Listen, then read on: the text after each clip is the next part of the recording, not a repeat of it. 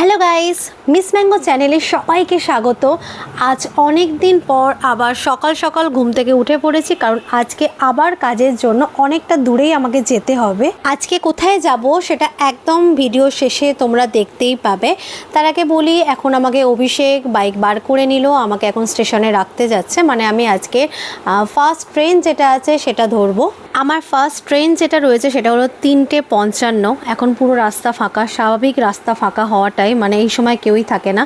তো এখন আমরা স্টেশনে পৌঁছে গেছি। স্টেশনে পৌঁছে দেখলাম প্ল্যাটফর্মে ট্রেন দিয়ে দিয়েছে। ট্রেনটা অনেকটা আগেই দিয়ে দিয়েছে, 10 মিনিট না, মানে 5 মিনিট আগেই আর কি ট্রেনটা ঢুকিয়ে দিয়েছে। ট্রেন যেহেতু অনেকটা আগেই প্ল্যাটফর্মে দিয়ে দিয়েছে, তাই 3:55 না বাজলে ট্রেন তো ছাড়বে না, কারণ ঠিকঠাক সময় ট্রেনকে ছাড়তে হবে।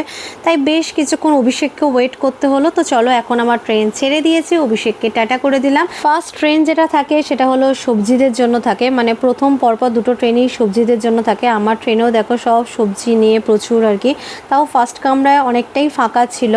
মানে এর আগে আমি অনেকবারই ফার্স্ট ট্রেন করে গেছি, তাই তুলনামূলক আজকে অনেকটাই ফাঁকা ছিল। মানে বারুইপুর থেকে শিয়ালদা অবধি প্রায় ফাঁকাই গেছে, যেটা কখনোই হয় না। আমার ট্রেন এখন শিয়ালদায় পৌঁছে গেছে। ট্রেনে যখন উঠেছিলাম তখন একদম রাত্রির ছিল, মানে দিনের আলো ছিল না, এখন দিনের আলো উঠে গেছে।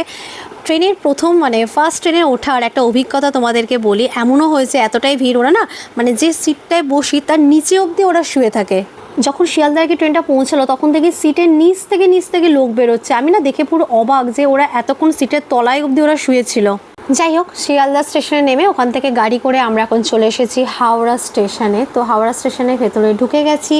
আমরা হাওড়া স্টেশনে 1 ঘন্টা আগে পৌঁছে গেছি। তো 1 ঘন্টা অপেক্ষা করার পর আমাদের ট্রেন দিয়ে দিয়েছে। আমাদের ট্রেন ছিল 6:15 ব্ল্যাক ডায়মন্ড। ট্রেন প্ল্যাটফর্মে দিয়ে দিয়েছে ঠিকই, কিন্তু আমাদের বগি ছিল একেবারে সামনের দিকে, তাই এখন হেঁটে হেঁটে সামনের দিকে আবার যেতে হবে। আমাদের কাছে আবার অনেকেরই মানে ভারী ভারী ব্যাগও ছিল। আমার যেমন ক্যামেরা ছিল, স্ট্যান্ডই ছিল, তারপর ক্যামেরা স্ট্যান্ড ছিল। তো এগুলো আর কি, যদিও ক্যামেরা স্ট্যান্ডটা আমি আমার বাড়ি থেকেই নিয়ে গেছিলাম। তো এখন আমরা ট্রেনে উঠে পড়েছি। ট্রেন আমাদের এখন ছেড়ে দিয়েছে। আচ্ছা, আমাদের এসিতেই টিকিট কাটা হয়েছিল, কারণ এখন প্রচুর গরম, এসিতে না গেলে একেবারে নাজেহাল অবস্থা হয়ে যাবে।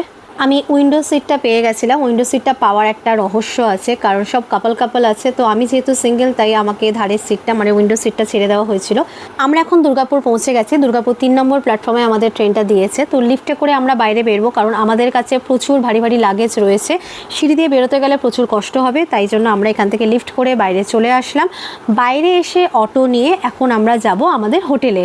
আমাদের হোটেলটা যে ঠিক করেছিল সে বুঝতে পারিনি, কারণ আমাদের দুর্গাপুর স্টেশন থেকে আমাদের হোটেল অনেকটা দূরে ছিল। প্রায় আধ ঘন্টার ওপরে আমাদের অটো করে যেতে লেগেছে। স্টেশন থেকে হোটেলটা অনেকটা দূর হলেও হোটেলটা কিন্তু বেশ সুন্দর ছিল।